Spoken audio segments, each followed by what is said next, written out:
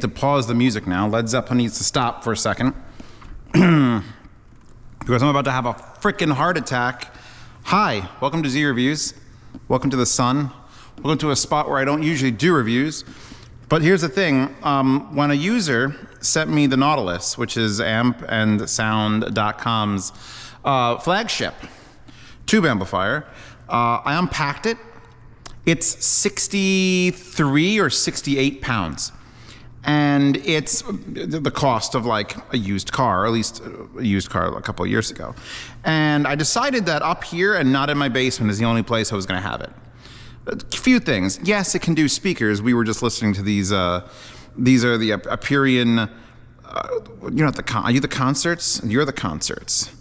You're the big V8Ts. Yeah, there's a $4,000 pair of speakers here. And if I unpause the music again, using magic, we are powering it with this tube amp. But this is not a speaker tube amp. It just puts out so much power that the creators are like, let's just give them the option anyway. Where is it? Just let them talk. That's you, Lori, by the way. What this is actually is the world's, what is it? No, it can't be the world's most expensive headphone amp. But it's certainly the most expensive item I've ever reviewed on Z Reviews. We'll get back to that after, you know, we need our classy waifu. I'm going to double check this, by the way, make sure that the sun isn't ruining it completely. Although that's going to go down, far down by the time I get to this table, which is the table of prospective mates for this.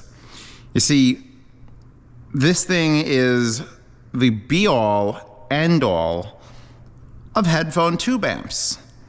It has not one, hold on, take the camera, not one, not two, not three, but 5 individualized outputs, ranging from low Z, which is under 16 ohms, to 32, to 100, to high Z, which is actually a pretty small range considering most headphones are above 100 ohms. So a lot of them end up in high Z, but if you want to go for very, very specific or smaller IEMs, I gotta bring my IEMs, damn it. We can test on this. Well, the owner, when he sent it to me, was like, yeah, it's gonna arrive, it's gonna arrive. And then it arrived in this. Take these off for a second.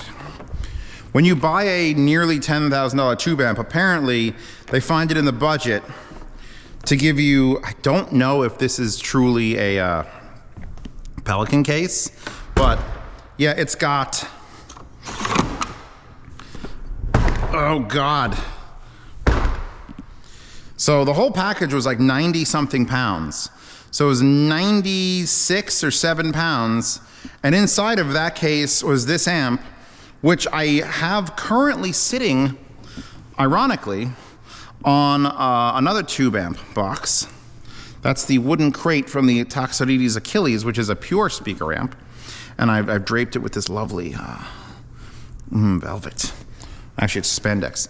And I have it on wheeled cart because the only way you could actually use it is to move it around on a wheeled cart because it's so heavy. I was almost afraid to put it on my kitchen countertops because it's so heavy. And I can tell you this much, if you're only going to stay for this much of the review, it's the only amplifier that has ever truly fixed the 909s. They were like a late edition. I'm like, you know what, headphone really needs like a good tube amp? The 909s. And what is the, I don't know the actual, what's the impedance of these? They don't say it on the unit. I don't remember, is it 30s? I think they're in the 30s. So let's just plug this into like the 32 ohm. Oh, let's lower the hell out of that first. Plug it into the 32 ohm. We are feeding this, by the way. I guess I should give you the tour. Before the sun goes down, this is boring. Wallpaper in the Horde. The back of the unit is as follows. Power plug. I'm using a very fancy, absolutely crap connector because it's fine. 2 fuses. This switch enables or disables the speaker outputs. It doesn't disable the front headphone outputs.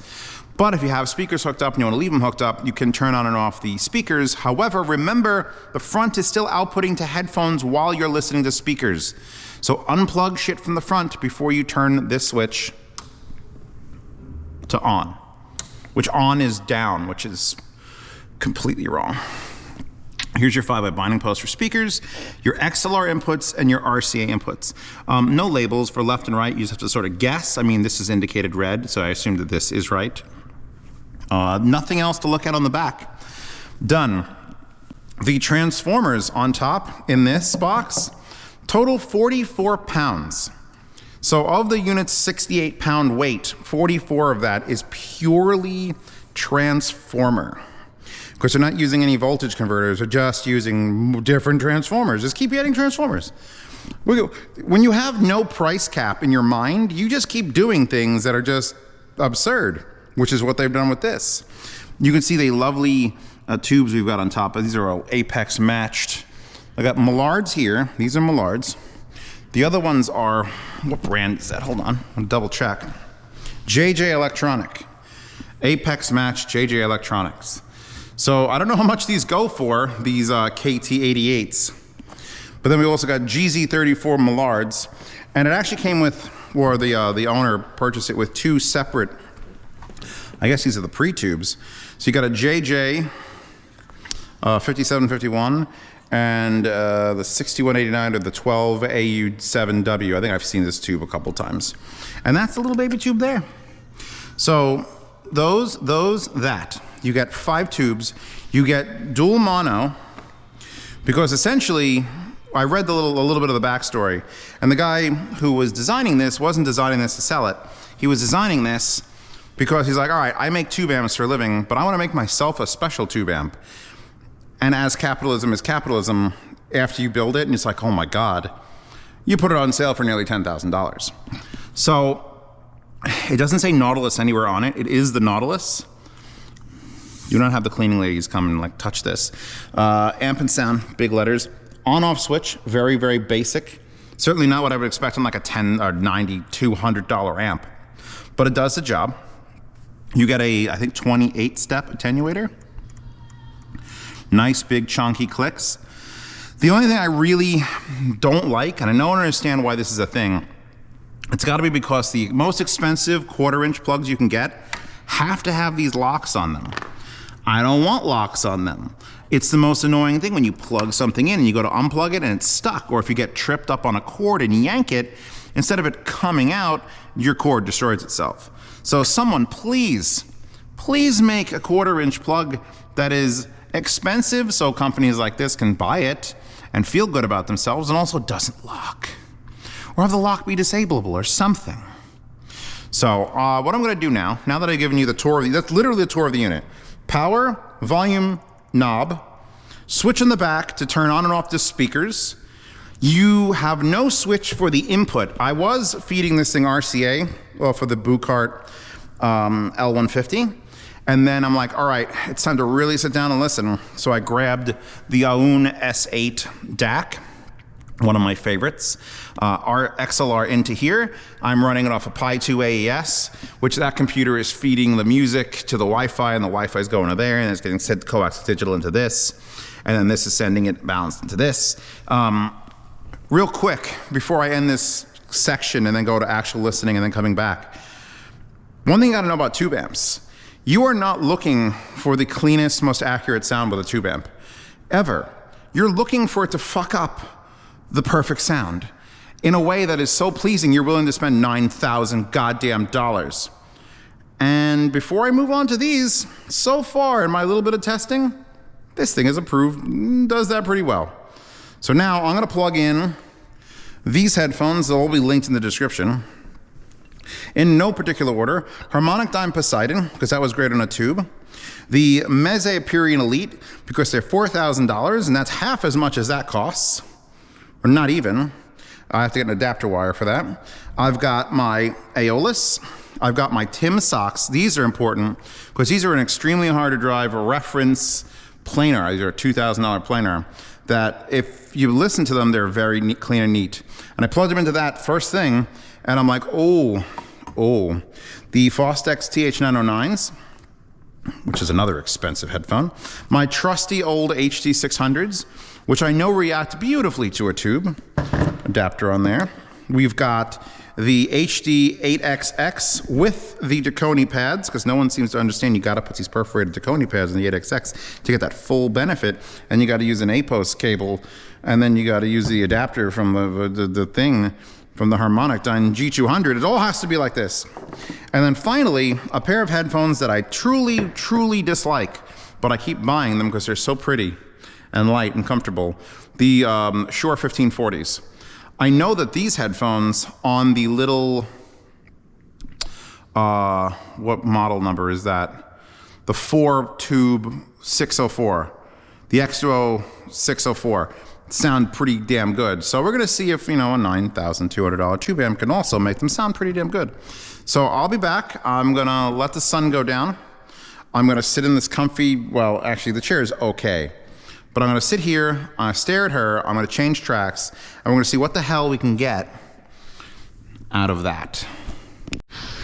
All right, we're gonna go one at a time, because trying to remember what everything does is gonna be literally an impossibility. So, HD600s. I started with the ones that this is the one headphone I pulled out for the last 4 years, every time a tube amp arrived. And it didn't matter if it was a $70 tube amp or a $9,200 tube amp, I'm pulling out the $9,200, $92 $100 bills. I'm just, my brain.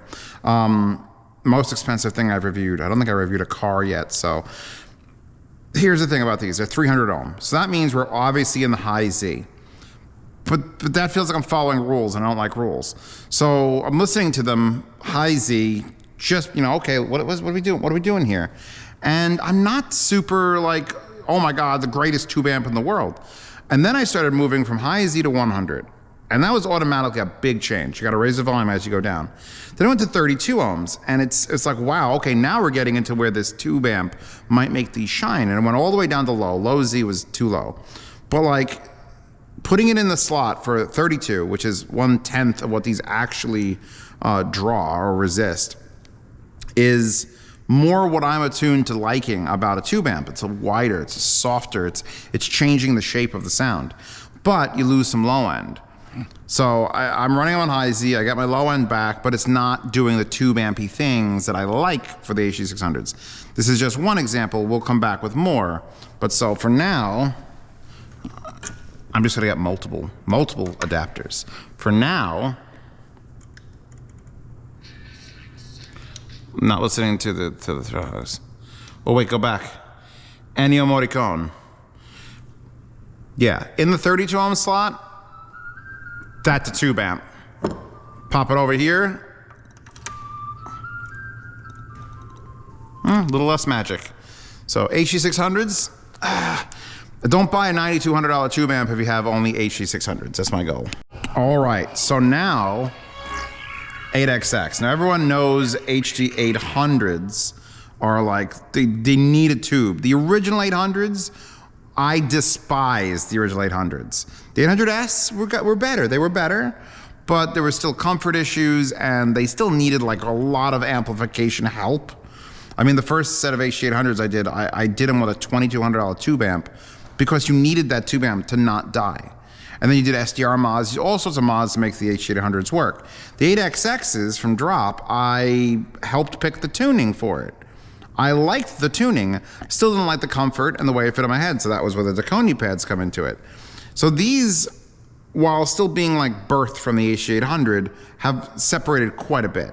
That said, throwing them on this tube amp, and I tried it way down the line just like I did in the 600s, does things, but not good things. Leave it up at high Z, wow. Okay, it's like just wow. Like Birdie Nom Nom rainstorming is just, there's some intense music going on right now. Like, I feel like pushing this all out on the veranda and just, I want to, someone bring me my scotch and let me enjoy the music. Did I break it? Is it broken? Nope, there it goes.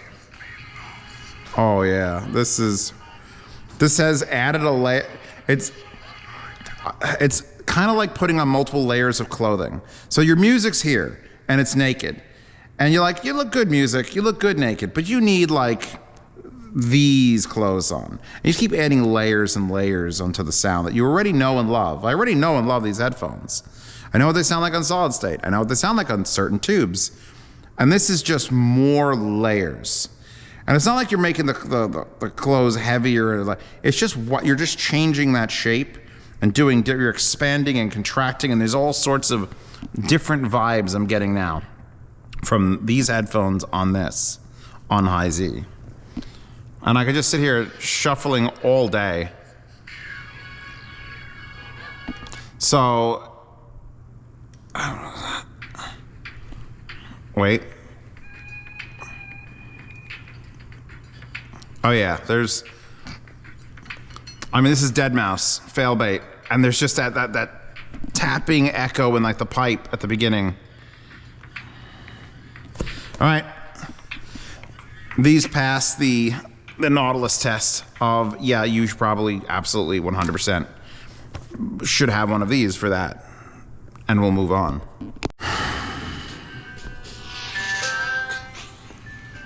So, short story about the Shure 1540s. I hate these headphones.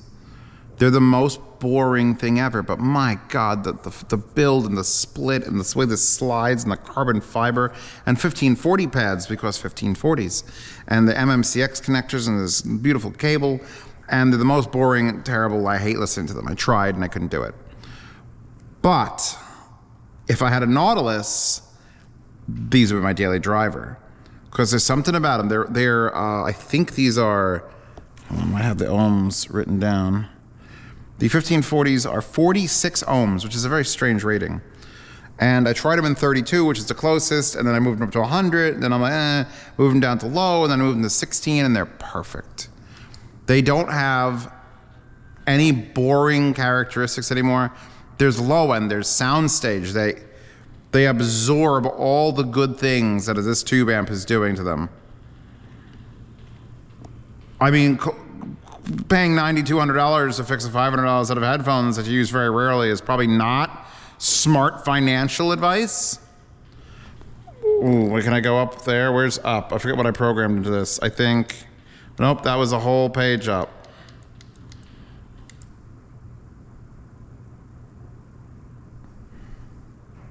Oh yeah, yeah, no, these now work. These officially work.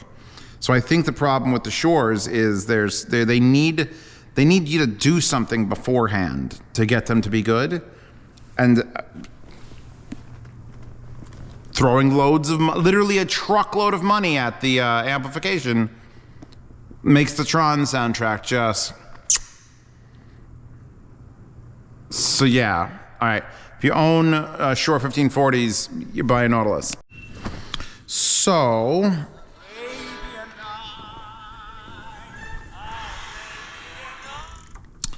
I think I know when you buy this amplifier, because I was sitting here enjoying the 909s, just wanting to not take them off my head.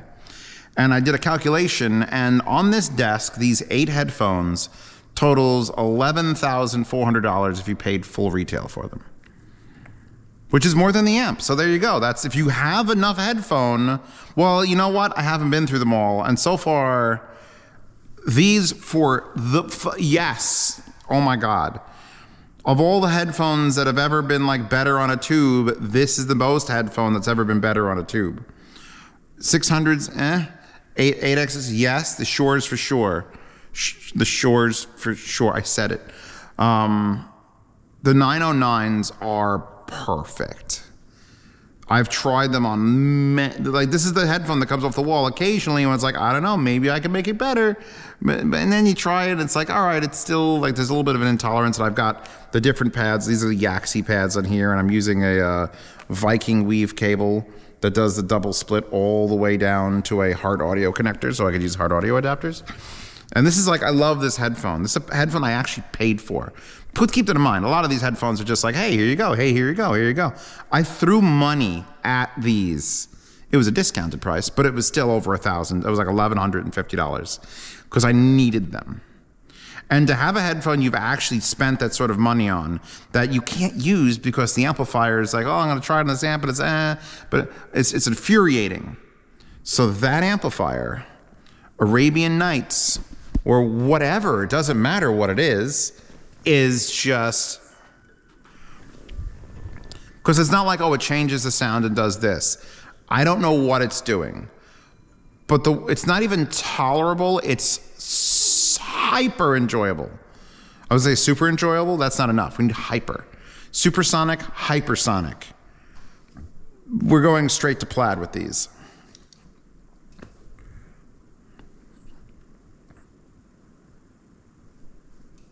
Is there no sound playing? Did it break?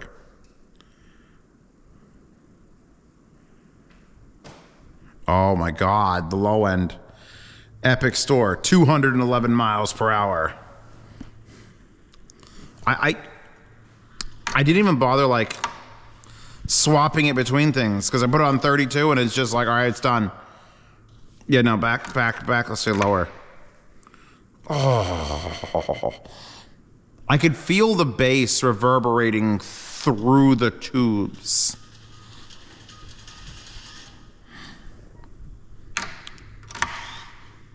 All right, definitely 100%. These are the best these have ever sounded. So if you own 909s and you really, truly want to know what they sound like, it might be time for one of these. So Poseidon, 64 ohms, according to the internet. Ran them at 32, ran it at 100, or 16, and then I put it just right to low Z, and that's where you leave these. Just everything I want a headphone on a tube amp to sound like.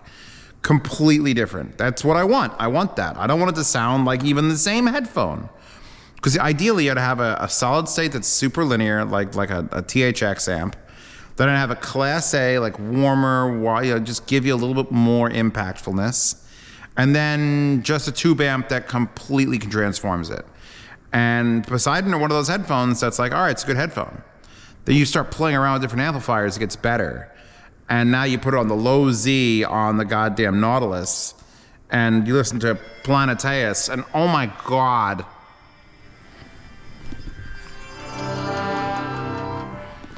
We are in a place that I don't think these headphones could make it to, so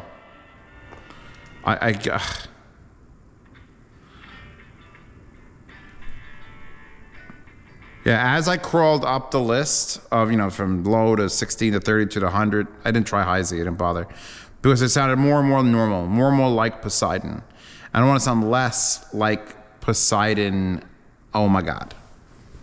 That's the joy of 9 Inch Nails Pilgrimage. That's a, whoa. And it's never been the intention to make Poseidon sound like Zeus. Lower that all the way. But oof. So yeah, no, these, you own these, you want a Nautilus. I also added to the roster 2 more headphones. Koss KPH40s, because fuck you, those things are amazing. Like, isn't like, haha, you added a $40 headphone. No, I added a headphone that deserves to be on this table. And the new Harmonicdyne G200s. Because I did say that those make me kind of want to swap around amps and DACs, so we'll give them a shot. Maybe we'll give them a shot next, or no, we're going to you next. So between each one of these filmings, I've been taking the camera off my head because I'm spending, 4 or 5 songs with it. Knew I didn't need to take the camera off my head for the Elites. The Elites sound like the Elites, and they always sound like the Elites. And I could plug these into literally a toilet bowl amplifier, and they would still sound like the Meze Elites. So here's a $4,000 headphone, the highest price on the table. Not much of a benefit from this. And that's a praising of the headphones, not something negative about the amp. That's just that I love, one of the reasons I love these is you could hook them up to a Bluetooth receiver that's Bluetooth 3.0 with compression algorithms, and it'll still sound like Meze Elites. So that's not to do, no bad for the amp, just that's a good for these. If you have Meze Elites, you don't have to spend money on anything else. You're already there. So Aeolus, which honestly, I picked this over like the Atrium or the other ones I have, because this is the most harsh of the ZMF headphones. So being able to take away that edge, that like aggressive edge with a tube amp is like desirable. And they're 300 ohms. And I started them out in high Z, and it was sort of like, okay, feeling a little bit tubey. Drop them to 100. Oh, drop them to 32. That's where we are. These things round out like a mofo. Blow the spiders out of there. Yeah, no, I'm putting back my head. Maybe I'll finish LA Woman. Something about it, like they're 300 ohm. I'm gonna put them in the 32 ohm, and it's just like, all right, just push them down. I want to oppress my headphones with the tube amp. Like, oh, what are you happy? And go like, no, get on the floor, writhe around in the tube. That's what I want out of this. I want these to be stricken of their power and disciplined and turn into just a creamy, enjoyable experience. And I've done that. We're there. We are so there. Love and spoonful. The Aeolus have gone from like a junkyard dog to love and spoonful. Don Quixote, hold on. Yes. I could sleep with these now. Like sleep on them, not like have sex with them. But I might, I don't know. Oh, the imaging. Like we're just doing Kisniver OST things. We're just bouncing around. These were the correct choice. People are like, why didn't you take the Atrium? Because I like the Atrium on every amp. I don't like these on every amp. And I love them on this. So if you have Aeolus, you want a Nautilus. Do you know what the term scaling is? Like when a headphone can scale. It means you buy it and you buy better and better source equipment, better amps, better DACs, better wires, and it gets better and better and better. This is the picture in the dictionary next to scaling. Because holy fuck.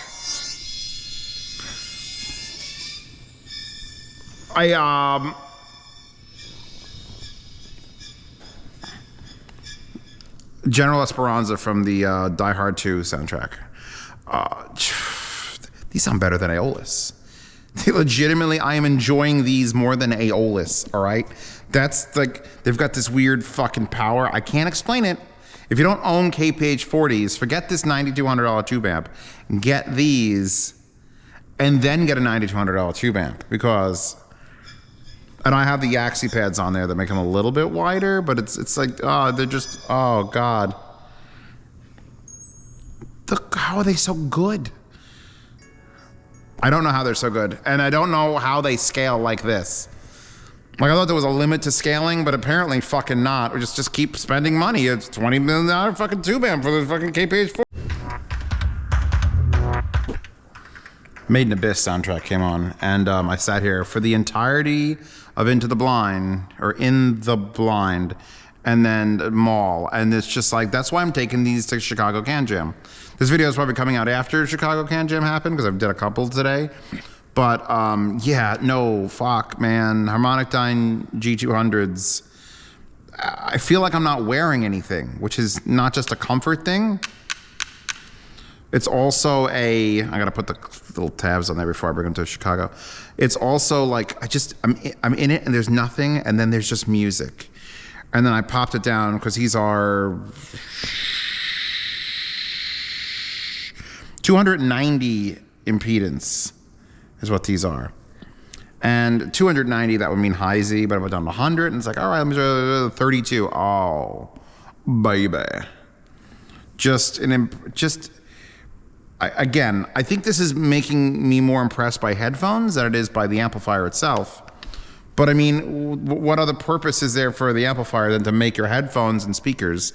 We'll talk a little bit at the end about speakers sound more impressive.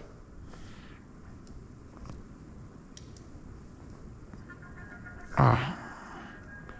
Yeah, no, these are absolutely worth $700, these headphones, oh my Lord. Now last, but oh my God, not least, the Timsok TS1024s. You don't see these a lot in my reviews. They're a $2,000 headphone, currently on sale in Linsel for $1,800. And they live on my desk. Like I don't bring them to the downstairs review desk, because they live in my real office where I really work all the time. I mean, I work down there and then I work up here. But like, these are strictly business headphones. And the reason they're up in my office is because the SMSL VMV-A1 Class A speaker amp is up there, and this on those is just like, it takes that edge off, that like, imagine like a super clean cut dude with like a three-piece vest, perfect hair. It's like, all right, just kick him into the mud and let him smoke a doob, and then that's them afterwards. It's like, all right, now this guy's fun now. And on the tube amp here, that guy's in a Hawaiian shirt and he's got 3 beach babes on him, and we're driving a convertible. These things might change the most on that. I'm gonna say the 909s probably still give me the most like actual change, because I don't want to kill myself from spending $1,100 on them on this. With the Timsoks, I enjoy, regardless of what amplifier they're on, I just know I want to lean towards Class A or something, and this is a lot of something. So this is probably the most, this is the most capable headphone on that table. I'm gonna say that right now. The Meze Elites are amazing. They sound amazing on everything. For capability, for frequency response from the lowest to the high, these Timsoks. No one's gonna buy them. They're $2,000. No one knows what a fucking Timsok is. I even like the purple. They're built beautifully. They're comfortable with the stock pads. They take normal wires. But actually, this is their wire. My God, do they just light the hell up on this tube amp? Like, I go back to da-ra-ra-ra. Let's see. I don't know how sounds can do that. How do sounds do that? Fucking Dio, man. Dio. Yeah, no, everything on this sounds better. Jazz for Japan. Oh. What a wonderful world. From jazz from Japan. All right. Sit, babies. So annoyed by those locks. Drop my keyboard on the floor, it's fine. You're $9,200. Only a psychopath would buy you.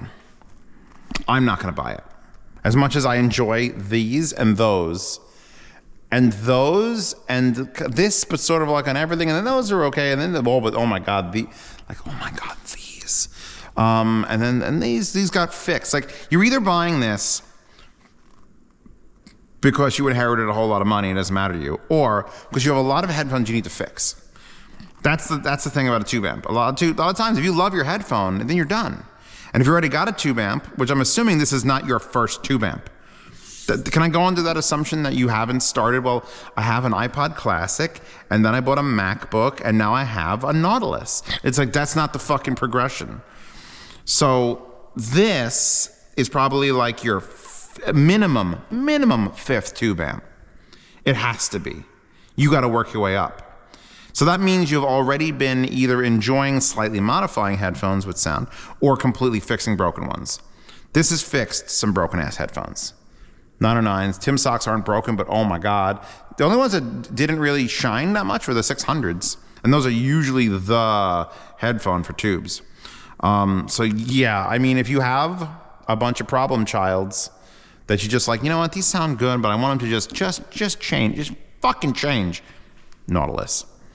I'm not even gonna start talking about swapping tubes, just don't. As far as speaker performance, because we are unplugged here, that means I can do this. I keep going up. You'd think that up would be speakers turn on, but up is speakers turn off.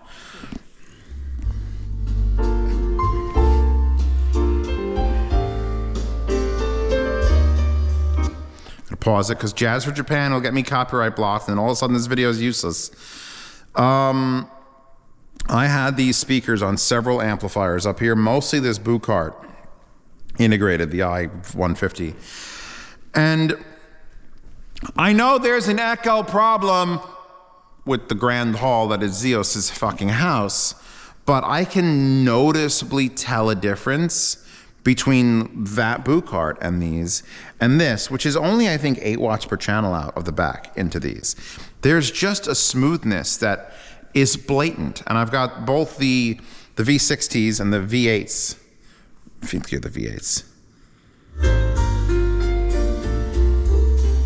There's like the bass just holds a little bit longer, and it just sounds fucking, and the reason why they're close together and pointed out and not out there is because I did that whole mono video where one speaker sounds better in this space than two, and putting them there and pointing them out sort of like just fills it so nice.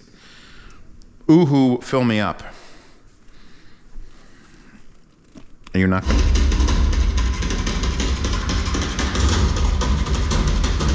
Now, I have taken this amplifier to the point where it's clipped on speakers. So, I mean, the biggest towers are obviously the most efficient. So just be careful. You're not gonna be like, oh, I wanna blast this and have a party. This is not the amplifier. You wanna blast your speakers on to have a party. You can take it up a couple notches. I mean, that's delivering some low end.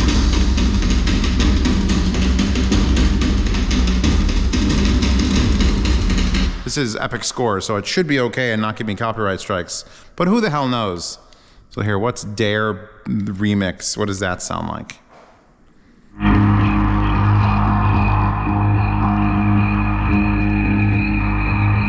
Not good is what that sounds like. I really need to go through Epic Score and get a couple really good ones. Yeah, well, how much power does this have, Zeos? A lot. Enough. You could hear just, you don't hear it when there's no music playing, but if the music's playing and you adjust the volume, you hear that click, click, click, click, click. You hear that slight little pop. So yeah, that's the frickin' Nautilus. I hope you enjoyed it. It's been in my house now for a little while, and every time I leave to go to the store, I'm like, oh fuck, the Nautilus is still there. Kill anyone that comes near. Need a guard dog.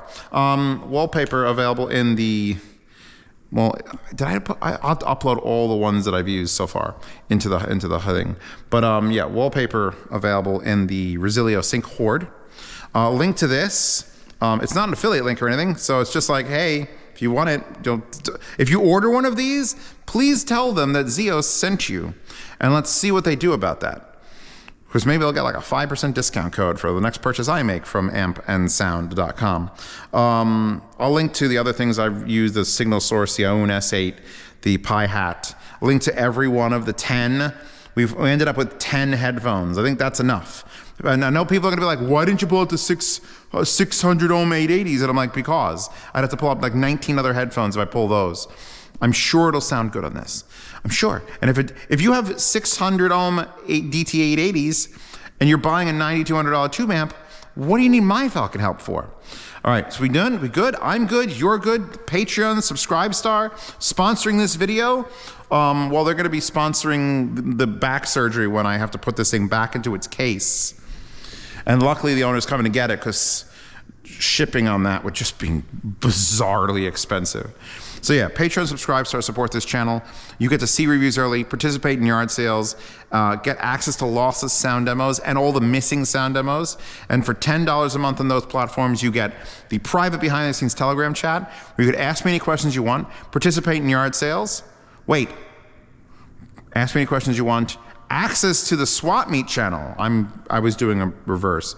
The Swap Meet channel is where everyone who's ever been a $10 patron is, and you can buy, sell, and trade gear with them, and that's life. You're in there for life.